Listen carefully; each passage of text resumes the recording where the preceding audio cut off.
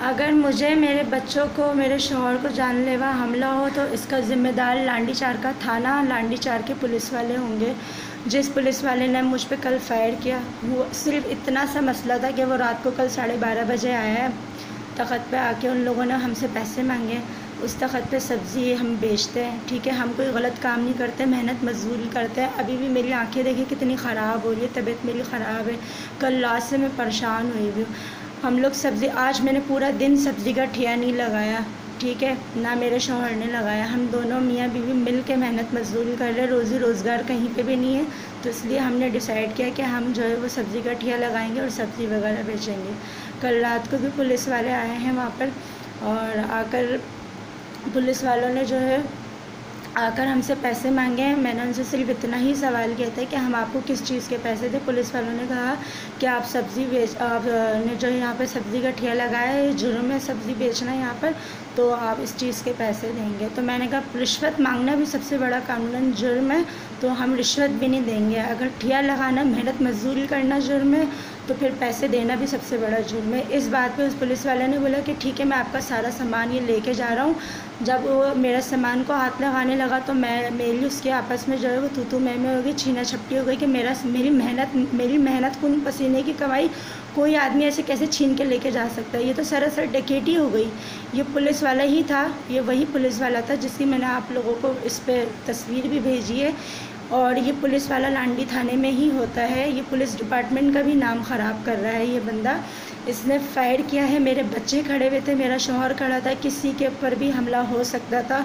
आज मैं लांडी थाने में एसएचओ से भी बात करके आई हूँ, तो एसएचओ साहब भी वो यही कह रहे हैं कि आप वहाँ पे ठेला नहीं लगाएंगी, वो आपकी जगह नहीं है, वो गवर्नमेंट की जगह है। अगर यहाँ पे सब गवर्नमेंट का है, हमारा कुछ भी नहीं है। बकौल मेरा शौहर बहन के घर के आगे सब्ज़ी का ठेला लगा रहा है, तो वो कौन सी गवर्नमेंट की जगह है? वो किसी भी गवर्नमेंट की जगह है तो वो पेपर ला के हमें दिखा दें, हम वहाँ से हट जाएंगे, ठीक है। अगर कोई हमारा सामान लेकर जाता है, ठीक है, या हमारे साथ कुछ होता है, तो इसका ज़िम्मेदार सिर्फ लांडी थाना होगा और लांडी थाने को इसकी भरपाई करनी पड़ेगी, ठीक है। ये जिस बंदे ने फ़ायर किया, ये इसने फ़ायर क्यों किया? हम कोई दहशतगर्दी कर रहे थे या हमने वहाँ कोई ऐसा कानूनन ऐसा कौन सा जुर्म कर दिया था जो उस बंदे ने फ़ायर किया था?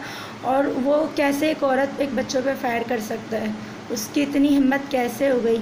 और अब जो है ना, मैं बिल्कुल भी चुप नहीं बैठूँगी, मैं आगे तक जाऊँगी। भले अगर ये लोग मुझे जान से भी मार दें, मुझे लॉकअप भी कर दें, कुछ भी कर दें, मैं एंड तक मैं हार नहीं मानूँगी। मैं एंड तक, आखिर तक जाऊँगी, चाहे मुझे इसके लिए जो करना पड़े, क्योंकि मैं अपने बच्चों के पेट पालने के लिए मैं जो है मेहनत मजदूरी कर रही हूँ, कोई गलत काम नहीं कर रही हूँ।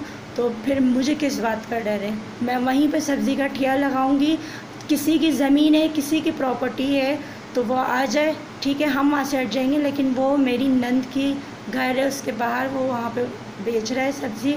वो जगह भी कल मैं आपको दिखाऊंगी, वो ठिया भी मैं दिखाऊंगी, वो सब्ज़ी भी मैं आपको दिखाऊंगी, सब कुछ दिखाऊंगी।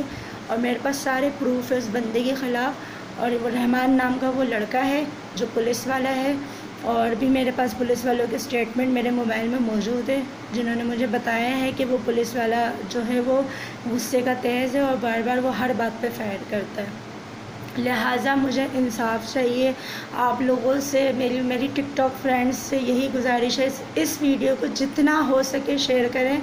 आप लोग खुद देख लेंगे मैं क्या थी और मेरी किस तरह शक्ल हो गई है। मैं जब से पाकिस्तान में आई हूँ, रोज़ी रोज़गार नहीं है, मैं इज़्ज़तदार घर की बेटी हूँ, मैं कोई गलत काम नहीं कर सकती, इसलिए मैं मेहनत कर रही हूँ, अपने शौहर के साथ सब्ज़ी बेच रही हूँ। और जिस पे लांडी थाने को तकलीफ़ हो रही है कि मैं मेहनत नहीं करूँ, वो चाह रहे हैं कि मैं कोई गलत काम करूँ, लेकिन मैं कोई गलत काम नहीं करूँगी, क्योंकि मेरे अब्बू ने मुझे हमेशा यही तरबियत दी है कि मैं इज़्ज़त की खाऊँ, हक हलाल की खाऊँ, लेकिन एक वक्त की खाऊँ, हराम ना खाऊँ। तो लिहाजा मुझे इंसाफ़ चाहिए, मुझे इंसाफ़ चाहिए। मैं आर्मी चीफ़ से इंसाफ़ चाहती हूँ, जो वज़ीर आज़म है हमारे मुल्क के शहबाज शरीफ साहब, उनसे इंसाफ़ चाहती हूँ, जो हमारे मुल्क के सदर है, प्रेसिडेंट है ग़ुलाम नबी मेमन साहब, IG मेमन साहब है, जो भी हैं इस मुल्क में, उन सब, जो भी जितने भी बड़े हैं, सदर ज़रदारी, सदर बिलावल, मरियम नवाज़, जितने भी लोग हैं, उन सब से मैं इंसाफ़ चाहती हूँ कि प्लीज़ मेरा ये मैसेज उन तक पहुँचे और वो कुछ करें।